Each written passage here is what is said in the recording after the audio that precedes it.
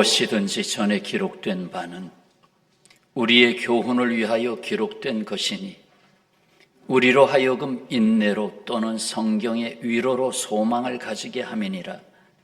이제 인내와 위로의 하나님이 너희로 그리스도 예수를 본받아 서로 뜻이 같게 하여 주사 한 마음과 한 입으로 하나님 곧 우리 주 예수 그리스도의 아버지께 영광을 돌리게 하려 하노라.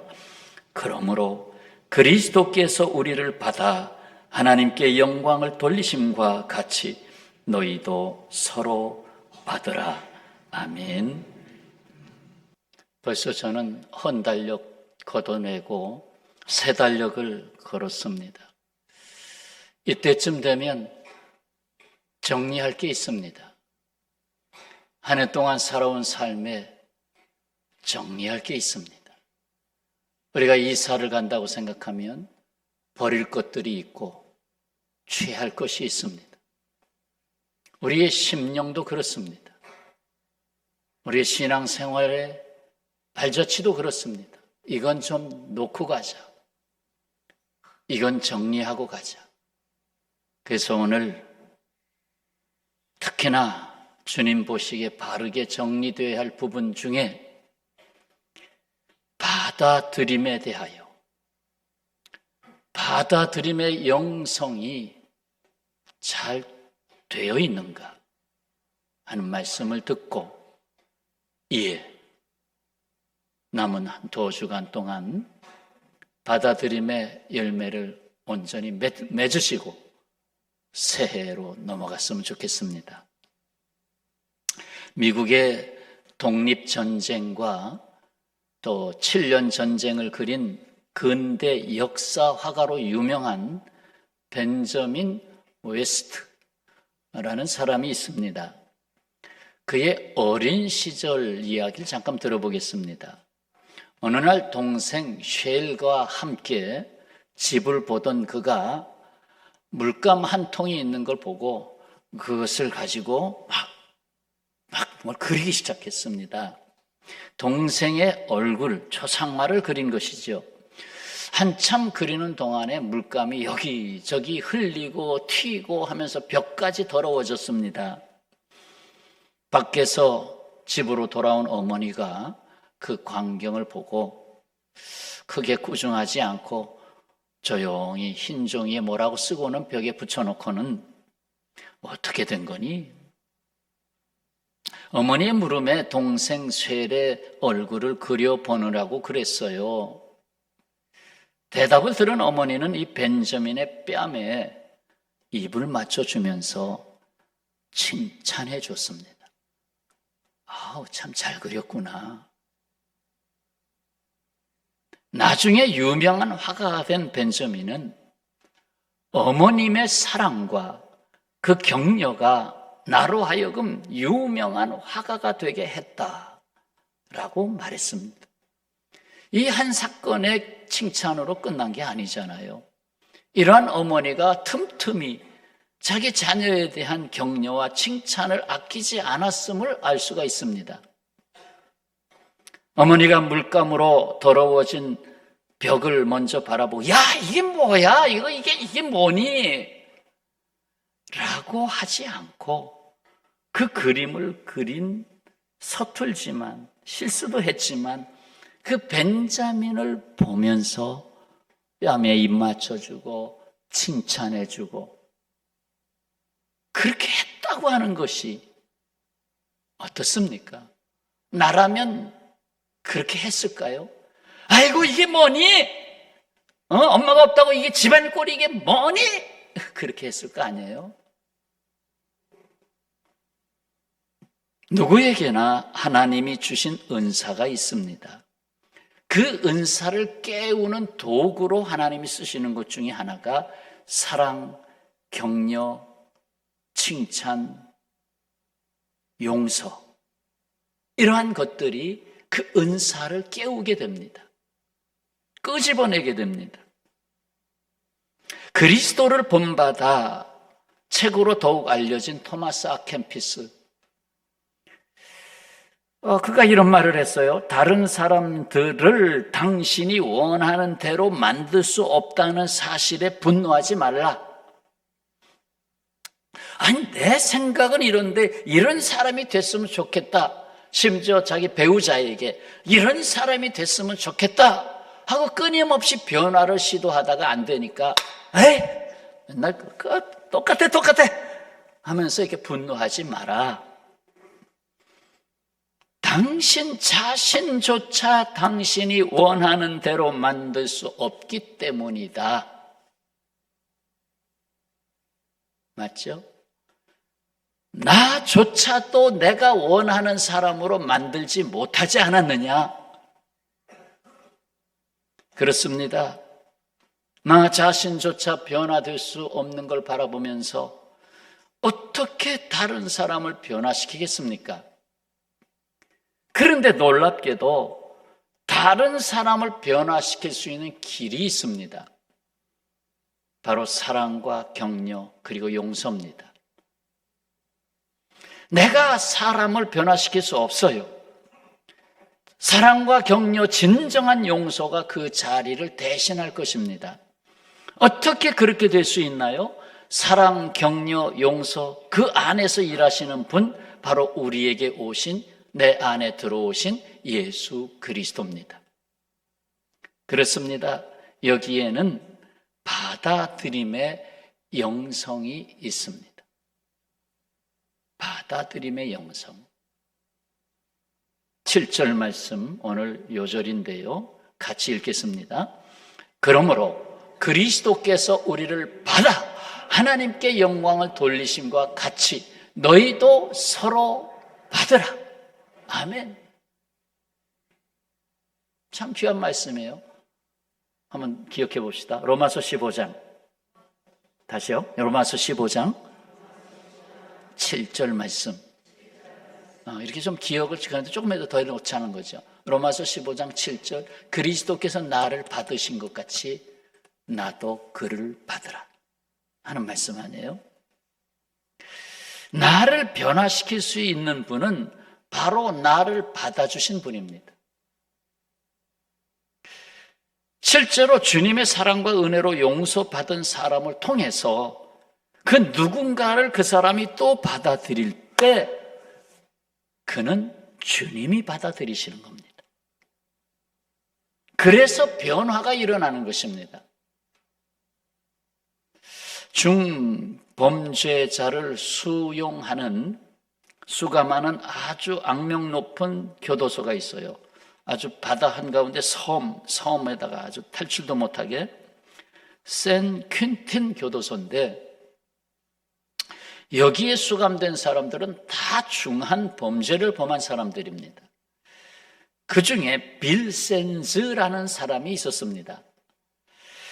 그런데 그가 아름다운 신앙인으로 변화됐고 수많은 사람들에게 존경을 받게 됐고 예수 그리스도의 사랑을 전하는 일에 아주 전념하는 사람이 됐습니다. 그의 전도에 무기가 하나 있었는데 납작해지는 코였습니다. 납작한 코, 주저앉아 버린 코. 그는 전도할 때마다 자신의 코를 가리키면서 말합니다. 나는 샌 퀸틴 교도소에 들어갈 때 선도 불가의 판정 빨간 딱지를 갖고 들어간 사람이다. 나는 간수들에게 대여들고 싸우다가 얻어맞아서 얼마나 맞았는지 코가 납작해져 버리고 말았다. 그런데 그 포악한 범죄자인 나에게도 주 예수님이 찾아오셨다는 것입니다. 예수께서 나를 새 사람으로 변화시켰다는 것입니다. 다른 사람 다 저 악독한 사람, 빨간 딱지, 법정에서도 저 사람은 회생 불가한 사람. 그런데 나를 받아주는 분이 있었으니 예수 그리스도.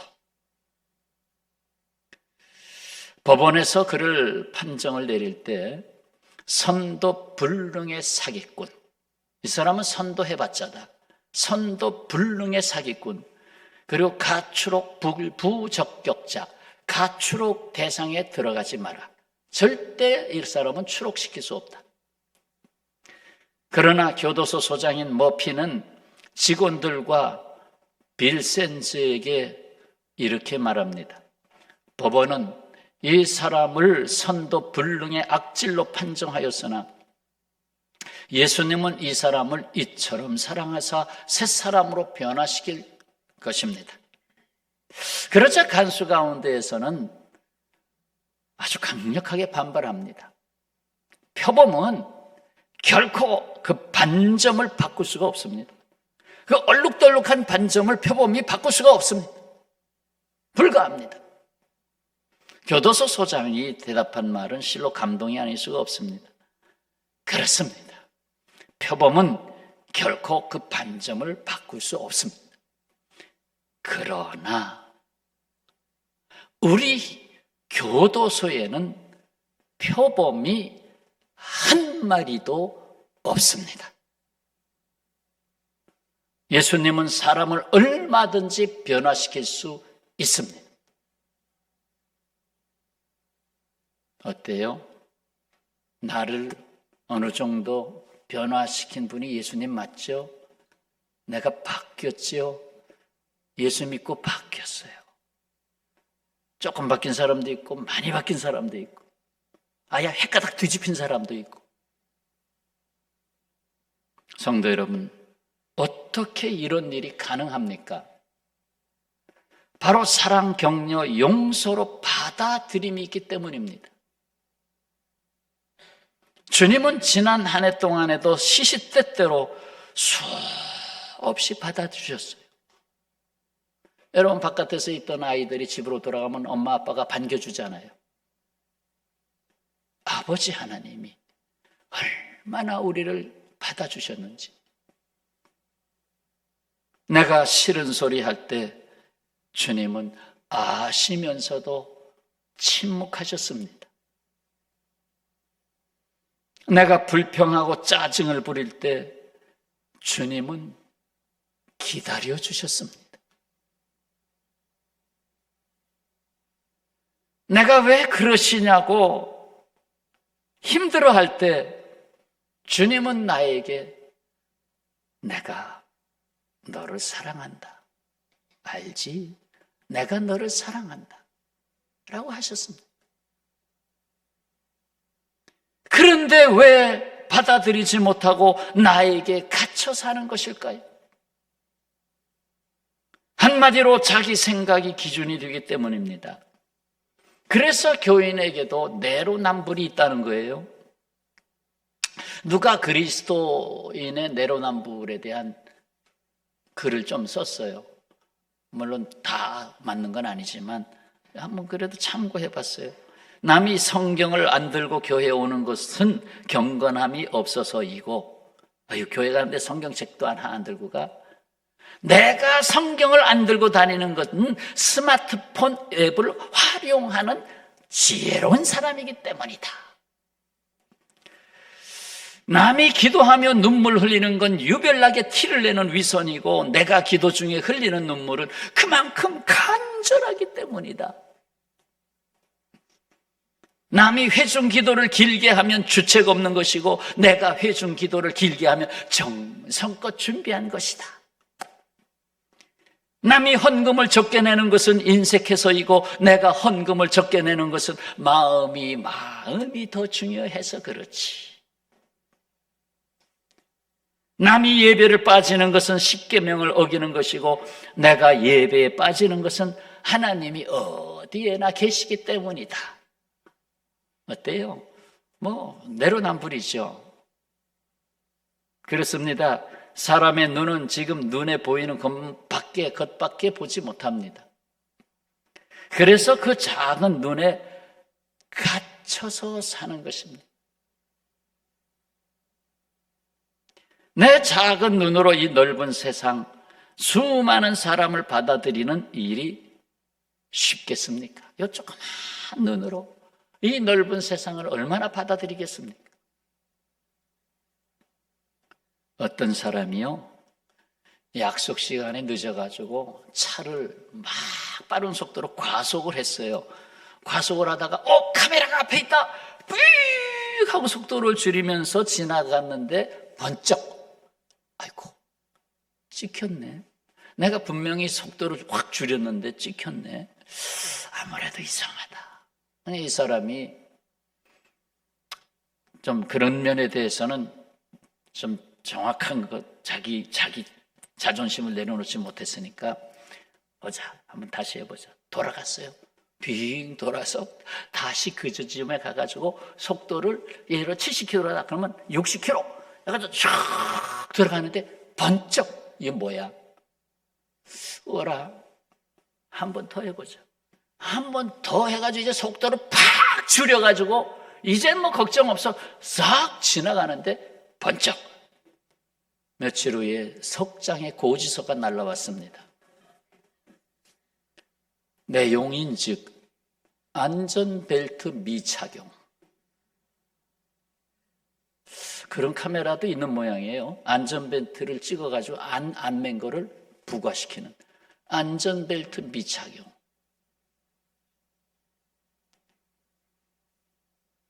여러분, 저마다 자신의 생각과 기준이 있어요.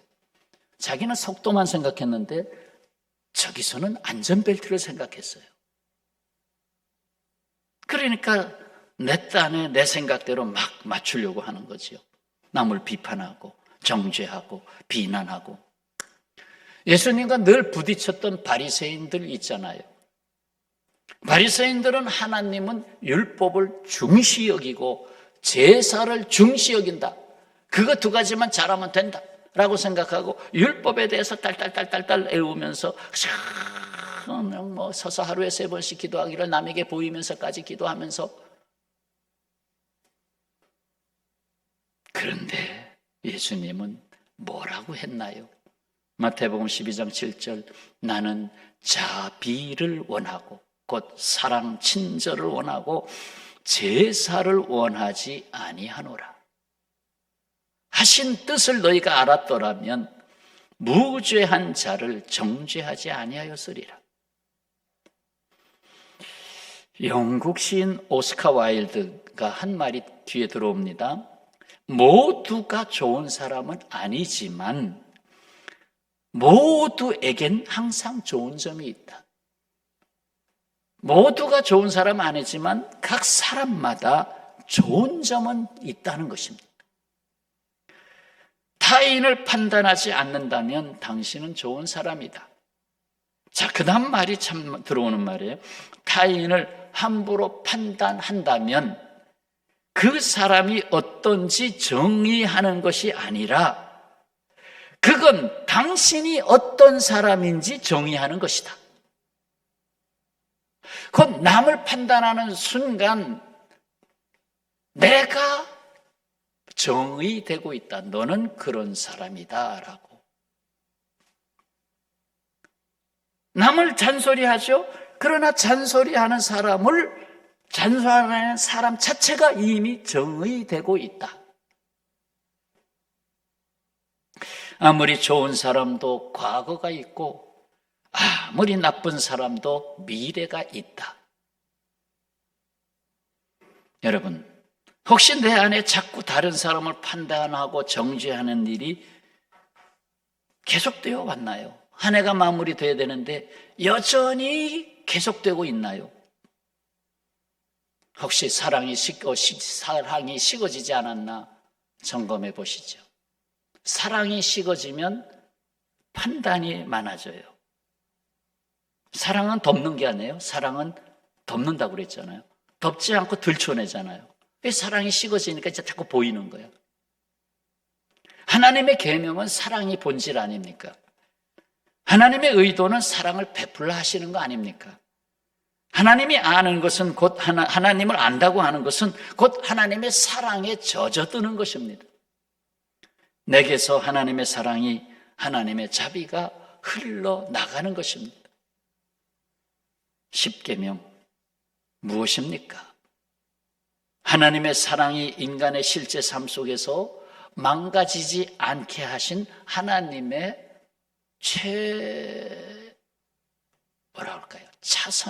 차선의 울타리. 사실 율법은 사랑 앞에서 이제 뒤로 이렇게 감춰지죠. 그러니까 사랑이 제대로 되지 않는 곳에서 울타리로 주신 거예요. 망가지지 않기 위해서. 그 삶이 망가지지 않기 위해서 여기까지는 지켜라. 사람을 죽이지 마라. 여기까지는 지켜라. 도둑질하지 마라. 여기까지는 지켜라. 그러면 제사는 무엇입니까? 그 울타리를 잠시 벗어난 사람들이 다시 그 안으로 돌아올 수 있도록 하는 용서입니다. 죄를 깨달으면 제물을 가지고 와서 제단에 바쳐라. 그러니까 용서의 길을 열어놓은 거죠. 하나는 벗어나는 것을 막기 위해서, 하나는 벗어난 자를 용서하기 위해서. 그런데 울타리에 율법이라는 감시 카메라를 달아놓고 나간 사람이 들어오지 못하도록 하는 시스템을 만들었습니다. 또한 제멋대로 별도의 울타리를 만들어서 감옥 같은 캠프를 만들었습니다. 그러니 자기도 천국에 들어가지 못하고 다른 사람이 들어가려고 하는 것도 막았습니다. 누구 얘기입니까? 바리새인들 얘기입니다. 그러나 현대판 바리새인들이 누굽니까? 혹 아이고 우리 집안에 저 둘째 아버지가 계신데 그 둘째 아버지 보면 교회에 갈 생각이 안 나. 그분이 교회에 뭐 직분자라고 하는데 그분을 보면 나 교회 갈 생각 안 나. 그러잖아요. 감옥 같은 캠프를 만들어서 운영했기 때문이죠. 여기에 처방전이 있습니다.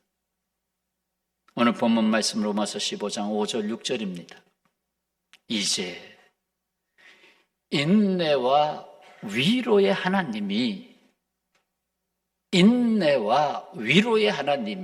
너희로 그리스도 예수를 본받아 서로 뜻이 같게 하여 주사 16절 6절 한 마음과 한 입으로 하나님 곧 우리 주 예수 그리스도의 아버지께 영광을 돌리게 하려 하노라. 여기서 강조하고 싶은 것은 바로 두 단어입니다. 인내와 위로. 인내와 위로. 인내에 대한 거 참 제가 많이 설명을 했어요. 지금까지. 인내는 하나님의 시간입니다. 하나님의 시간. 나는 1시간 안에서 1시간이라고 하는 캠프 안에서 보려고 하는데 하나님은 영원 속에서 봅니다. 나의 평생 속에서 봅니다. 그래서 인내의 하나님이십니다. 시간 속에 임재하시고 역사하시는 하나님을 보라는 거예요. 지금은 보잘것없는 것 같고 지금은 아닌 것 같고 지금은 예수 믿는 사람을 죽이는 사울 청년과 같고 그러나 하나님의 인내하심 속에서 보라는 거예요.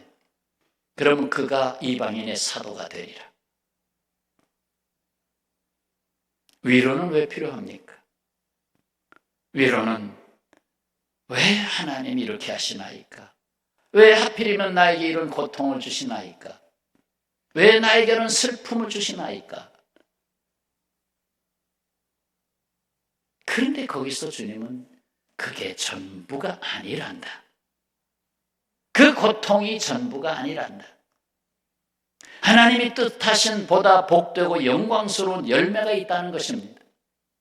그 고통이 아니었더라면 내가 주님을 그렇게 깊이 헤아릴 수가 있었을까? 그 고난이 아니었으면 주님의 십자가를 제대로 내가 볼 수 있었겠는가? 그 고통이 아니었으면 내가 주님 앞에 돌아와 주님의 아들이 되고 딸이 되었을까? 더욱이 금세에 오신 예수께서는 내 세를 열기 위해서 또다시 오신다는 것을 알게 하시지 않습니까?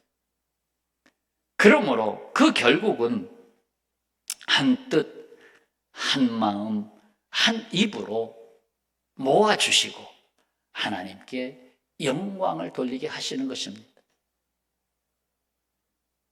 평화의 가족 여러분, 하나님이 하시는 일에는 후회가 없으십니다. 민수기 23장 19절 말씀이죠. 하나님은 사람이 아니시니 거짓말을 하지 않으시고 인생이 아니시니 후회가 없으시도다. 어찌 그 말씀하신 바를 행하지 않으시며 하신 말씀을 실행하지 않으시랴. 그리고 사도 바울이 전하죠. 로마서 11장 29절 다 같이요. 하나님의 은사와 부르심에는 후회하심이 없느니라. 아멘. 내가 너를 불러낸 것에 대해서 내가 후회하지 않겠다. 스탈린 통치 시절 보리스 컨벨트라는 젊은 의사가 시베리아 강제 수용소로 유배를 당했습니다. 그곳에서 그는 그리스도인이 됐어요. 그리스도인이 된 그는 자유와 평안을 얻고 깊은 은혜를 체험하게 됐지요. 그래서 두 가지를 결심합니다. 하나는 이웃을 사랑하는 것, 또 하나는 복음을 전하겠다는 것. 이 두 가지를 위해서 내가 이제 앞으로 기준을 정하겠다. 그러던 중 그 수용소 안에 암으로 고통받는 한 젊은이가 보였습니다. 암으로 고통받는 젊은이. 자기는 의사이고 칼 하나만 있으면 어느 정도 수술이 가능한데, 그래서 몰래 그를 수술해 주었습니다. 암을 제거해 줬습니다. 그러나 그것은 불법이죠. 결국은 들통이 나게 되죠. 그래서 사형 언도를 받습니다. 사형당하기 전날 그는 자신이 수술해 준 젊은이에게 그리스도의 사랑과 진리에 대하여 열렬히 말해 주었습니다. 이튿날 복음을 들은 젊은이는 사형 집행을 앞둔 그에게 묻습니다. 선생님께서는 나를 수술해 주신 것에 대하여 후회하지 않으십니까? 자기를 수술해 주고 사형을 당하게 됐으니 나를 수술하신 것을 후회하지 않습니까? 이 보리스 컨벨트 의사가 확신과 평안함 가운데 이렇게 말합니다. 그리스도 안에서는 결코 후회함이 없습니다. 후회함이 없습니다. 여러분, 사랑으로 행한 것은 후회하지 마시기 바랍니다. 미워한 것이 후회하는 거지 사랑으로 행하는 것은 후회할 수 없습니다. 주님이 알고 계시니까. 사랑한 것은 결코 헛되지 않습니다. 자, 이 질문을 던졌던 젊은이는 큰 감동을 받아 결국 하나님께 기도하는 사람이 되었어요. 그의 기도문도 남아 있습니다만 그 젊은이가 바로 후에 노벨 문학상을 받게 된 러시아의 대문호 알렉산드르 솔제니친입니다. 솔제니친. 수용소에서 암으로 죽을 수밖에 없었던 사람이 한 사람의 사형당함을 통해서 오히려 새 생명을 얻었죠. 예수님이 누군지를 그는 알게 된 것이죠. 솔제니친을 낳았습니다. 물론 사회주의의 영향을 그런 사상을 조금 가졌지만 나중에 미국으로 망명을 하고 그리고 자본주의의 자유에 대한 것에 자본에 대해서도 완전하진 않다 하면서 어떻게 하면 함께 살아갈 수 있는 세상을 만들까, 그 의식이 있는 사람이었습니다. 어쨌든 그가 크게 이탈하지 아니하고 나갈 수 있는 것은 바로 나를 대신해서 죽은 사람이 있다는 것, 결국은 거기에 예수님이 계신다라고 하는 사실. 하나님의 자녀 여러분, 그렇다면 우리는 올해를 넘기기 전 이 대림절이 깊어가는 때에 주께서 나를 끊임없이 받아주신 은혜를 기억해야 합니다. 올해 한 해 동안 나를 얼마나 받아주시고 은혜를 끼쳐주셨는지 기억해 봅시다. 다 잊어버려도 은혜 받은 것을 기억해 봅시다. 용서하지 못한 이가 있는지 내 마음 구석구석을 살펴보아야겠습니다. 그 용서하지 못한 그것이 내 마음속에 암이 되잖아요. 내 마음속에 암이 돼서 남아있어요. 내가 비판했던 사람을 따뜻하게 받아주지 못한 일이 있는지, 따뜻하게 받아준 일이 있는지, 다시 사랑하고 다시 격려하고 다시 용서해야 하겠습니다. 그렇습니다. 받아들임의 영성은 나를 받아주신 주 예수께서 주신 은혜롭고 보배롭고 복된 영성입니다. 받아줌의 영성, 아주 대단한 영성입니다. 이것 때문에 예수님 십자가 지셨습니다. 다 같이요. 대림절을 받아들임의 영성으로, 다시 한번 대림절을 받아들임의 영성으로,